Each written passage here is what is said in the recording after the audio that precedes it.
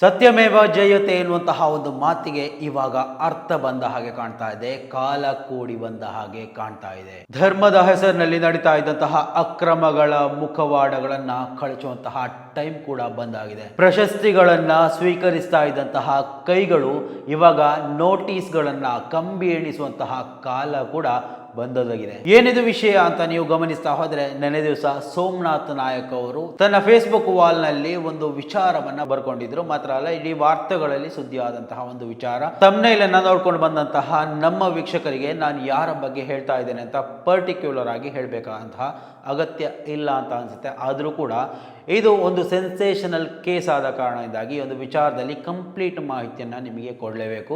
ಖಂಡಿತವಾಗಿ ಈ ಒಂದು ವಿಡಿಯೋವನ್ನು ನೀವು ಮೊದಲನೇ ಬಾರಿ ವೀಕ್ಷಣೆ ಮಾಡುವವರಾಗಿದ್ದರೆ ಖಂಡಿತವಾಗಿ ಈ ಒಂದು ಚಾನಲನ್ನು ಸಬ್ಸ್ಕ್ರೈಬ್ ಮಾಡ್ಕೊಂಡು ನೋಡಿ. ಮಾತ್ರ ಅಲ್ಲ, ನಿರಂತರವಾಗಿ ಇಂತಹ ಅಪ್ಡೇಟ್ಗಳನ್ನು ನಿಮ್ಮ ಮುಂದೆ ತರುವಂತಹ ಪ್ರಯತ್ನವನ್ನು ನಾವು ಮಾಡ್ತೀವಿ.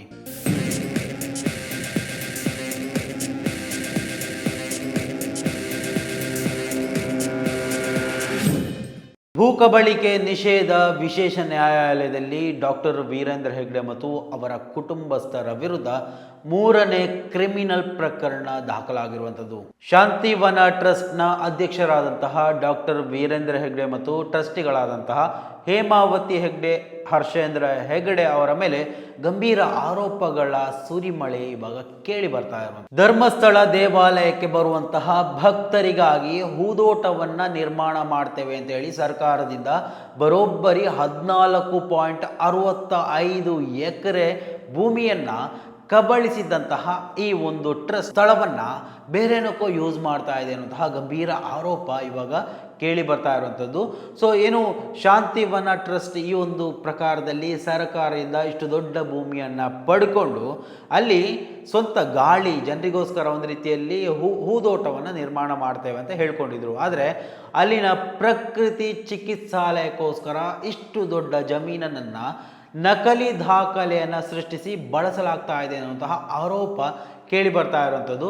ಸೊ ಇದೇ ವಿಚಾರಕ್ಕೆ ಸಂಬಂಧಪಟ್ಟು ನ್ಯಾಯಾಲಯದಲ್ಲಿ 3ನೇ ಬಾರಿ ಕ್ರಿಮಿನಲ್ ಪ್ರಕರಣ ದಾಖಲಾಗಿರುವಂಥದ್ದು. ಧಾರ್ಮಿಕ ಉದ್ದೇಶಕ್ಕೆ ಅಂತ ಗವರ್ಮೆಂಟ್ ಇಂದ ಪಡ್ಕೊಂಡಂತಹ ಈ ಒಂದು ಭೂಮಿಯನ್ನ ವಾಣಿಜ್ಯ ಉದ್ದೇಶಕ್ಕೆ ಬಳಸ್ಕೊಳ್ಳುವುದು ಬರೀ ಒಂದು ರೀತಿಯ ಗಂಭೀರ ಅಪರಾಧ ಮಾತ್ರ ಅಲ್ಲ, ಕಾನೂನಾತ್ಮಕವಾಗಿ ಅಪರಾಧ ಮಾತ್ರ ಅಲ್ಲ, ಇದು ಜನರ ನಂಬಿಕೆಗಳಿಗೆ ಮತ್ತು ಜನರ ಭಾವನೆಗಳಿಗೆ ಮಾಡಿದಂತಹ ದೊಡ್ಡ ದ್ರೋಹ ಅಂತ ಹೇಳಲಾಗ್ತಾ ಇದೆ. ನೆನೆ ದಿವಸ ನಾಗರಿಕ ಸೇವಾ ಟ್ರಸ್ಟ್ ನ ಸೋಮನಾಥ್ ನಾಯಕ್ ಅವರು ಹೈಕೋರ್ಟ್ ವಕೀಲರಾದಂತಹ ಆರ್ ಭಾಸ್ಕರ್ ಅವರ ಮೂಲಕ ಈ ಒಂದು ವಿಚಾರಕ್ಕೆ ಸಂಬಂಧಪಟ್ಟು ದಾಖಲೆಗಳನ್ನ ಫೈಲ್ ಮಾಡಿರುವಂತದ್ದು. ಮಂಜುನಾಥ್, ವಿನೋದ್ ಮತ್ತು ರಂಜನ್ ರಾವ್ ಎರಡೂರವರ ತಾಂತ್ರಿಕ ಸಹಕಾರದೊಂದಿಗೆ ಈ ಹೋರಾಟ ಸಜ್ಜಾಗಿದೆ. ಮುಂದಿನ ವಿಚಾರಣೆಯಲ್ಲಿ ಸೋಮನಾಥ್ ನಾಯಕ್ ಅವರು ಪ್ರಮಾಣೀಕೃತ ಹೇಳಿಕೆ ನೀಡಲಿದ್ದು ಈ 3 ಪ್ರಭಾವಿಗಳಿಗೆ ಕೋರ್ಟ್ ನೋಟಿಸ್ ಜಾರಿಯಾಗುವುದು ಬಹುತೇಕ ಖಚಿತವಾದಂತೆ ಕಾಣ್ತಾ ಇರುವಂಥದ್ದು. ಕಾನೂನಿನ ಮುಂದೆ ಎಷ್ಟು ದೊಡ್ಡ ಬಕಾಸುರರಾಗಿದ್ರು ಅದು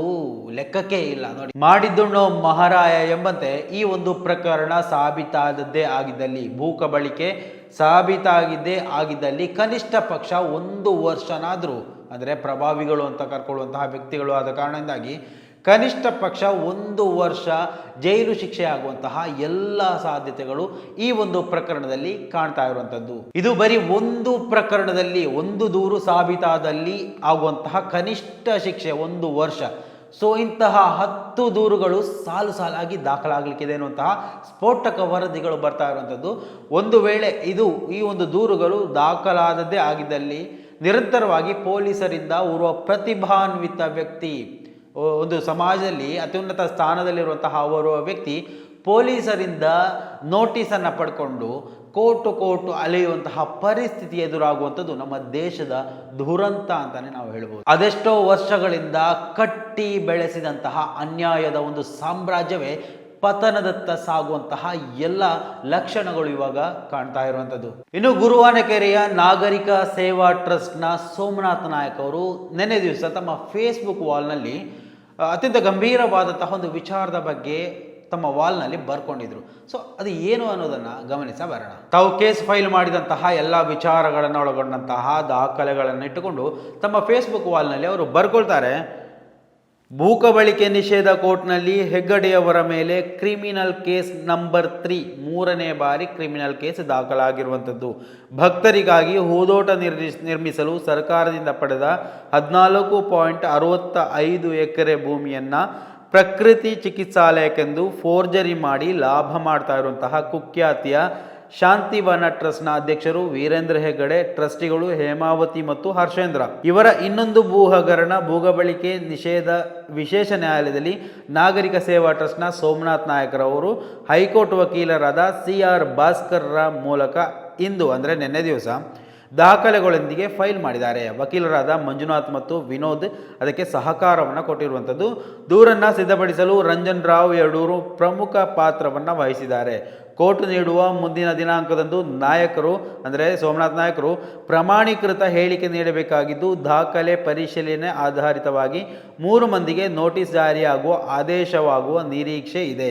ಪ್ರಶಸ್ತಿಗಳನ್ನು ಸ್ವೀಕರಿಸ್ತಾ ಬಂದ ಕೈಗಳು ಕೋರ್ಟ್ ನೋಟಿಸ್ಗಳನ್ನು ಪೊಲೀಸ್ ಮುಖಾಂತರ ಸ್ವೀಕರಿಸಬೇಕಾದರೆ ಕೋರ್ಟ್ಗೆ ಸ್ವತಃ ಹಾಜರಾಗಬೇಕಾದ ಊಹಾತೀತ ಹೀನಾಯ ಪರಿಸ್ಥಿತಿ ಬಂದಿದೆ. ಮಾಡಿದ್ದೋನು ಮಹಾರಾಯ ಅಂತ ಅವರು ಬರ್ಕೋತಾರೆ. ಭೂ ಒತ್ತುವರಿ ಸಾಬೀತಾದಲ್ಲಿ ಅಂದರೆ ಪ್ರತಿ ಕೇಸ್ನಲ್ಲಿ ಕನಿಷ್ಠ 1 ವರ್ಷ ಜೈಲು ಶಿಕ್ಷೆ ಗ್ಯಾರಂಟಿ. ಕನಿಷ್ಠ 10 ಕೇಸುಗಳು ಫೈಲ್ ಆಗ್ತದೆ. ತಡವಾದರೂ ಸತ್ಯಕ್ಕೆ ಜಯವಾಗ್ತಾ ಇದೆ. ಶೋಷಣಾ ಸಾಮ್ರಾಜ್ಯ ಪತನ ಆಗ್ತಾ ಇದೆ. ಸತ್ಯಮೇವ ಜಯತೆ ಸಂಘಟನೆಗಳ ಒಕ್ಕೂಟ ಅಂತ ಅವರು ಅಲ್ಲಿ ಬರ್ಕೊಂಡಿರುವಂಥದ್ದು. ಇನ್ನು ಆ ಪೋಸ್ಟ್ಗೆ ಹಲವು ಕಮೆಂಟ್ಗಳು ಬಂದಿದೆ. ಸೊ ಅದನ್ನು ಕೂಡ ಗಮನಿಸ್ತಾ ಹೋದರೆ ನೋಡಿ, ಯಾಕೆ ಇದನ್ನು ಹೇಳ್ತಾ ಇದ್ದೇನೆ ಅಂತ ಹೇಳಿದರೆ, ಎಷ್ಟೊಂದು ಪರಿಣಾಮಕಾರಿಯಾಗಿ ಒಂದು ಕಾನೂನು ವ್ಯವಸ್ಥೆಯನ್ನು ನಿಮಗೆ ನಿಭಾಯಿಸಲಿಕ್ಕೆ ಸಾಧ್ಯ ಆದರೆ ಎಷ್ಟೇ ದೊಡ್ಡ ವ್ಯಕ್ತಿ ಆಗಿದ್ರು ಕೂಡ ಕಾನೂನು ಕುಣಿಕೆಗೆ ಅವರನ್ನು ಒಳಪಡಿಸಬಹುದು ಎನ್ನುವುದಕ್ಕೆ ಇದೊಂದು ಉದಾಹರಣೆ ನೋಡಿ. ಆ ಒಂದು ವ್ಯಕ್ತಿಗೆ ಇನ್ನು ಮುಂದೆ ನಿದ್ರೆ ಇಲ್ಲ ಅಂತ ಬರ್ದಿರುವಂಥದ್ದು ನೋಡು. Most powerful man in world Somanatha Nayak ಅವರು. ಭೂರಹಿತ ಬಡವ, ಹೆಣ್ಣು ಹುಚ್ಚ, ಕಂಠಿಹಾರ, ನಿನ್ನ ರಸಿಕತಾ ಕತೆಗೆ ಅಂತ್ಯಕಾಲ ಬಂದಿದೆ. ಸುಸೈಡ್ ಪಾಯಿಂಟ್ಗೆ ಹೋಗಿ ಕಂಠಿಹಾರ. ಭೂಕಬಳಿಕೆ ಕೇಸ್ಗಳು ನಿದ್ದೆಗೆಡಿಸಬಹುದು, ಆದರೆ ಕೊಂದವರು ಯಾರು ಎಂಬ ಕೇಸ್ ಕಾಯಂ ನಿದ್ದೆಗೆ ತಳ್ಳುವುದು ಶತಸಿದ್ಧ. ಶಾಂತಿವನ ಮಾಡಿ ಎಷ್ಟು ಜನರಿಗೆ ಓಂ ಶಾಂತಿ ಮಾಡಿದಾರೋ ಲೆಕ್ಕನೇ ಇಲ್ಲ. ನೋಡಿ, ಹಲವು ಕಮೆಂಟ್ಗಳು ಬರುತ್ತೆ. ಎಲ್ಲವೂ ಪರವಾಗಿರುವಂತಹ ಹೋರಾಟ ಮಾಡಿ ಹೋರಾಟಗಾರರಿಗೆ ಬೆಂಬಲ ಸೂಚಿಸುವಂತಹ ಕಮೆಂಟ್ಗಳು. ಅಂದರೆ ಈ ಒಂದು ರಾಜ್ಯದಲ್ಲಿ ಅಥವಾ ಎಸ್ಪೆಷಲಿ ಆ ಒಂದು ತಾಲೂಕು ಅಥವಾ ಗ್ರಾಮದಲ್ಲಿ ಈ ಒಂದು ವಿಚಾರವಾಗಿ ಸಂಬಂಧಪಟ್ಟವರಿಗೆ ಎಲ್ಲ ಸ್ಥಳೀಯರಿಗೆ ಮಾಹಿತಿ ಇದೆ. ನಾವ್ಯಾರೂ ಈ ಒಂದು ವಿಚಾರದಲ್ಲಿ ಏನು ಪ್ರಚೋದನೆ ಕೊಡುವಂತಹ ವಿಚಾರಗಳನ್ನು ಇಲ್ಲಿ ವಿಡಿಯೋದಲ್ಲಿ ಮಾತಾಡ್ತಾ ಇಲ್ಲ. ಸೊ ಈ ಒಂದು ಸೋಮನಾಥ ನಾಯಕ್ ಅವರು ಏನು ದಾಖಲೆಗಳ ಸಮೇತ ಫೈಲ್ ಮಾಡಿದರು, ಸೊ ಆ ಒಂದು ವಿಚಾರಕ್ಕೆ ಸಂಬಂಧಪಟ್ಟು ಮಾತ್ರ ಮಾತಾಡಿರುವಂಥದ್ದು. ಸೊ ನೀವು ವೀಕ್ಷಕರಾಗಿ ಗಮನಿಸ್ತಾ ಇರುವಂಥ ಸಂದರ್ಭದಲ್ಲಿ ಏನು ನಡಿಬೋದು ನೋಡಿ. ಅವರು MP ಆಗಿರುವಂತಹ ಸಂಸದರಾಗಿರುವಂತಹ ವ್ಯಕ್ತಿ ಮಾತ್ರ ಅಲ್ಲ, ಇಡೀ ದೇಶದಾದ್ಯಂತ ತನ್ನ ಹಿಡಿತವನ್ನು ಸ್ಥಾಪಿಸಿಕೊಂಡಂತಹ ಓರ್ವ ವ್ಯಕ್ತಿ. ಭೂಕಬಳಿಕೆ ಅದು ಇದು ಅಂತ ಹಲವು ಆರೋಪಗಳು ಅವರ ಮೇಲೆ ನಿರಂತರವಾಗಿ ಬರ್ತಾ ಇದ್ರೂ ಕೂಡ ಯಾವುದೇ ಮುಲಾಜಿಲ್ಲದೆ ಎಲ್ಲವನ್ನ ಕಾನೂನಾತ್ಮಕವಾಗಿ ತನ್ನ ಆ ಒಂದು ಪವರನ್ನು ಬಳಸ್ಕೊಂಡು ನಿಷ್ಕ್ರಿಯ ಮಾಡುವಂತಹ ಓರ್ವ ವ್ಯಕ್ತಿ. ಸೊ ಇವತ್ತು ಕಾನೂನು ಕುಣಿಕೆಗೆ ಸಿಲುಕಿದ್ದಾರೆ. ಕಾನೂನು ಚೌಕಟ್ಟಿನಲ್ಲಿ ಯಾರೂ ಕೂಡ ದೊಡ್ಡವರಲ್ಲ. ಯಾವುದೇ ದೊಡ್ಡ ಬಕ್ಕಾಸುರನಾಗಿದ್ರೂ ಕೂಡ ಕಾನೂನು ಕುಣಿಕೆಗೆ ಶರಣಾಗಲೇಬೇಕು ಅನ್ನುವಂತಹ ಆ ಒಂದು ನೀತಿ ಪಾಠ ಏನಿದೆ ಇವತ್ತು ಸೋಮನಾಥ ನಾಯಕ್ ಅವರು ಹೇಳಿಕೊಡ್ತಾ ಇರುವಂಥದ್ದು. ಸೊ ಇದು ಸಾಧ್ಯನಾ? ಮುಂದಿನ ದಿವಸಗಳಲ್ಲಿ ನಾವು ನೋಡಬೇಕು.